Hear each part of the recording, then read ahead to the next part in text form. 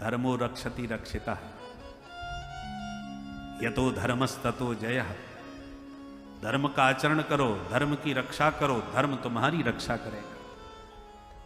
और जरा सोचिए,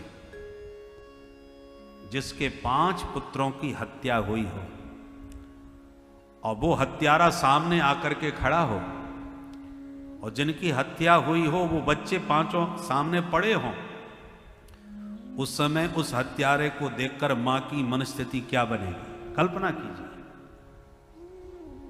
उस हत्यारे को देखते ही मां सिंहिनी की तरह उस पर झपट पड़ेगी।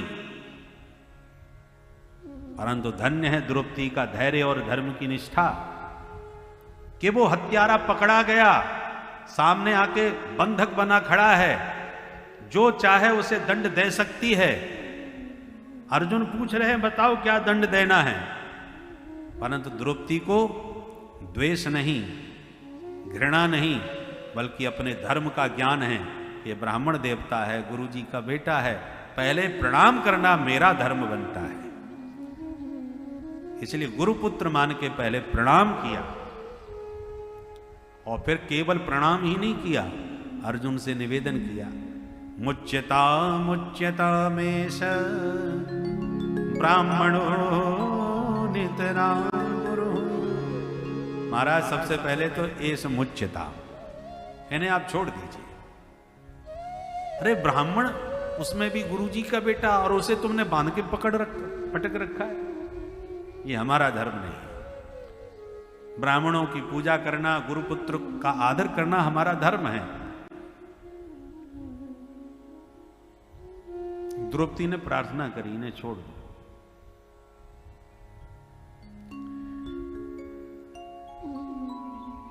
क्योंकि मैं जानती हूं कि इनको यदि तुम मार दोगे तो मेरे मरे हुए बेटे तो जिंदा हो नहीं सकते, वो तो मर ही चुके। परंतु इसे तुमने मार दिया तो मुझे इस पर नहीं, इसकी मां के ऊपर दया आती है। मेरे बच्चे समाप्त हो गए, पर मेरे पति तो मेरे साथ खड़े हैं। परंतु इसकी मां पर क्या बीतेगी, जो अपने पति को पहले ही खो चुकी है। जीवित है तो केवल अपने बेटे का मुंह देख करके, और इसे भी आप समाप्त कर दोगे तो तुम्हारी गुरु माता पर क्या बीतेगी। वो तो पति पुत्र दोनों से वंचित हो जाएगी। और मैं नहीं चाहती कि इसकी मां के ऊपर वही कष्ट हो जो मुझे हो रहा है। मारो दीदस्य जननी गौतमी पति देवता, यथामृतवत्सार्ता रोदिम्यश्रुमुखी मुहुः। मेरी तरह इसकी मां को न रोना पड़े, इसलिए महाराज इसे छोड़ दीजिए। द्रौपदी के इस वक्तव्य पर धर्मराज युधिष्ठिर जी गदगद हो गए। अर्जुन, मैं भी यही आदेश देना चाहता हूं कि तुम इसे छोड़ दो। द्रौपदी बिल्कुल ठीक कह रही है। सुन करके अर्जुन के साथ भीमसेन की आंखें भी लाल हो गई। भीमसेन एकदम गरजते हुए बोले सब छोड़ देना, पर मैं तो नहीं छोड़ूंगा इसको।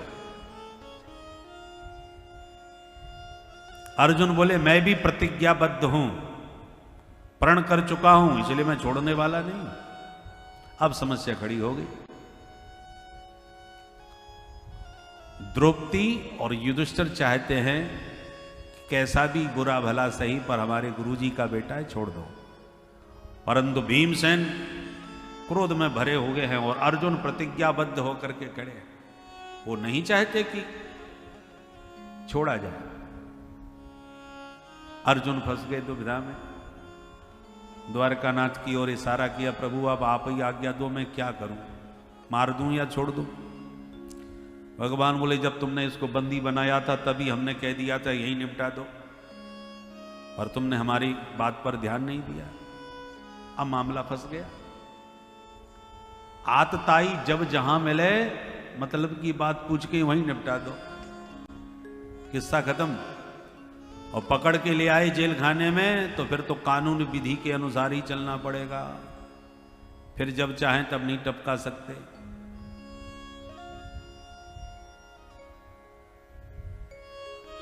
अर्जुन ने कहा सरकार सही कहा आपने, परंतु अब मैं क्या करूं ये तो बताओ। भगवान बोले अब तो जो कानून कहे वो करना चाहिए। हमारे धर्मशास्त्र तो स्पष्ट कहते हैं ब्रह्म बंधुर न हंतव्य, ब्राह्मण कितना भी गया गुजरा हो पर उसका वध कभी नहीं करना चाहिए। महान दुष्ट रावण जिसने सारी दुनिया को रुलाया, परंतु पुलस्त का नाती है, महर्षि विश्रवा का बेटा है, ब्राह्मण कुल में पैदा हुआ है, पर दुष्टता के कारण राम जी ने उसका वध तो किया, परंतु ब्राह्मण होने के नाते ब्रह्म हत्या का प्रायश्चित्त भी किया। इसलिए कैसा भी पतित हो, ब्राह्मण को मारने से ब्रह्म हत्या तो लगेगी। इसलिए ब्रह्म बंधुर न हंतव्य, भगवान कहते ब्रह्म बंधु शब्द का प्रयोग किया। ब्रह्म बंधु माने गया गुजरा महापतित ही क्यों ना हो, परंतु ब्राह्मण न हंतव्य, उसको नहीं मारना चाहिए। इतना सुन के अर्जुन का मुंह लटक गया। अब मेरी प्रतिज्ञा का क्या होगा? मैंने तो द्रौपदी को वचन दिया था जिसने हमारे बच्चों को मारा है मैं उसे नहीं छोड़ने वाला। पर अर्जुन जब उदास दिखाई पड़े तो भगवान ने तुरंत कहा सुनो, शास्त्र में एक आज्ञा और है। क्या? आतताई बधारहण। आतताई तो कोई भी हो, आतंकवादी कोई भी हो, उसे कभी मत छोड़ो। अर्जुन ने कहा धन्य है प्रभु, आप मुझे सुलझा रहे हो या उलझा रहे हो? आप ही ने अभी अभी कहा ब्राह्मण कितना भी गया गुजरा हो मारना मत, अब आप ही कह रहे हो कि आतताई कोई भी हो इसे छोड़ना मत।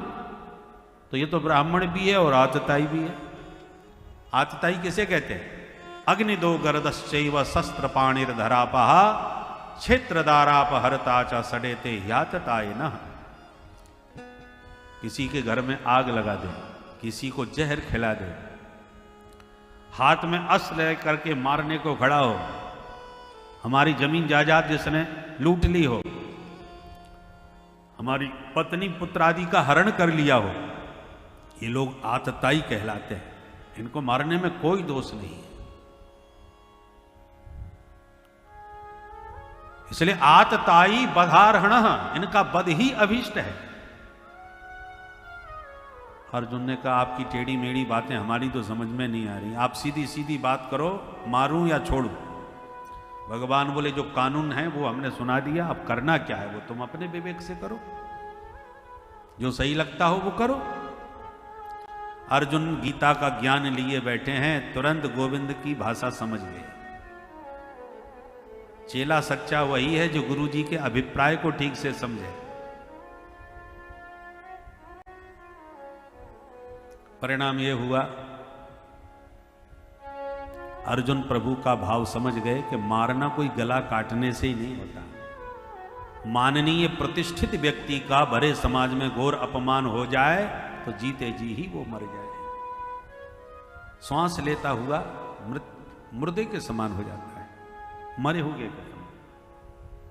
संभावितस्य चा कीर्ति मरणादतिरिच्यते, संभावित कह अपजस लाहु मरण कोटि सम दारुण दाहु।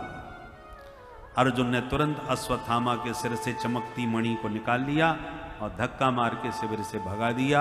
यह घोर अपमान अश्वत्थामा के लिए मृत्यु से भी बढ़ करके हुआ।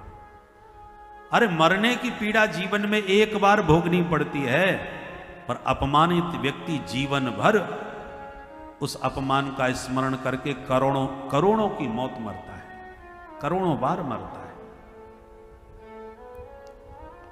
अश्वत्थामा को भगा दिया, पर घायल अश्वत्थामा ने ठान लिया सचमुच इस वंश में अब मैं किसी को नहीं छोड़ने वाला।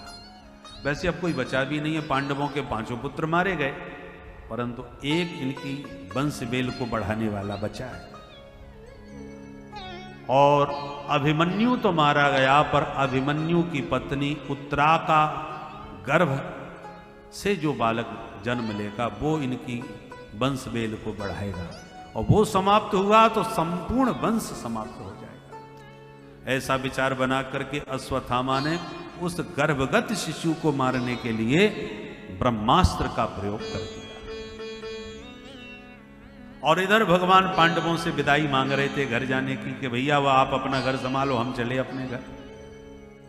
पांडव विदाई की तैयारी कर रहे थे कि भगवान को आज जाना है, और उसी वक्त भागती हुई भवन के भीतर से उत्तरा आई, पुकारने लगी, पाहि पाहि महायोगी देव देव जगत्पते, नान्यं त्वदभयं पश्ये यत्र मृत्यु परस्परम्। पाहि मां केशव पाहि मां, हे द्वारकानाथ रक्षा करो। भगवान ने देखा और एक क्षण में पहचान लिया द्रौपदी की उस उत्तरा की पीड़ा को। अंगुष्ठ मात्र रूप बना के उत्तरा की गर्भ में प्रविष्ट होकर के ब्रह्मास्त्र को प्रभु ने शांत किया और गर्भ के बालक को दर्शन दे करके सुरक्षित किया।